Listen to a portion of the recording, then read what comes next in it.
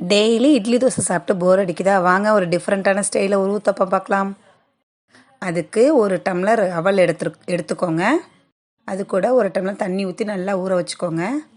ஊற வச்ச அவலை மிக்ஸி ஜாரில் சேர்த்துக்கோங்க. அது கூட ஒரு கப்பு ரவை சேர்த்துக்கோங்க. நல்லா ஃபைன் பேஸ்ட்டாக அரைச்சிட்டு வந்துடலாம். அரைச்ச மாவில் உப்பு, பச்சரிசி மாவு சேர்த்துக்கோங்க. அது கூட கேரட், பச்சை மிளகாய், கருவேப்பிலை, கொத்தமல்லி, வெங்காயம் சேர்த்து நல்லா மிக்ஸ் பண்ணிக்கோங்க. ஊத்தப்பம் கலர்ஃபுல்லாக இருக்கணுங்கிறனால கொஞ்சமாக மஞ்சத்தூள் சேர்த்துக்கோங்க. ஸ்டவ் ஆன் பண்ணி அது கூட தோசைக்கல்லை போட்டு கொஞ்சம் மொத்தமாக ஸ்டேஜில் ஊற்றிக்கலாம். எண்ணெய் ஊற்றி மூடி போட்டு ஒரு 2 நிமிஷம் வேக வச்சுக்கோங்க.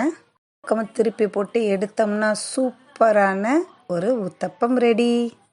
இருக்கிறவங்க எல்லாருமே விரும்பி சாப்பிடுவாங்க. இது அவலில் செஞ்சுதானே உங்களை கேள்வியே கேட்பாங்க. அந்தளவுக்கு சூப்பராக இருக்கும். ஹெல்த்தியான டிஃபன்னு சொல்லலாம். தேங்காய் சட்னி வச்சு சாப்பிட்டா அல்டிமேட்டாக இருக்கும். ட்ரை பண்ணி பார்த்துட்டு எப்படி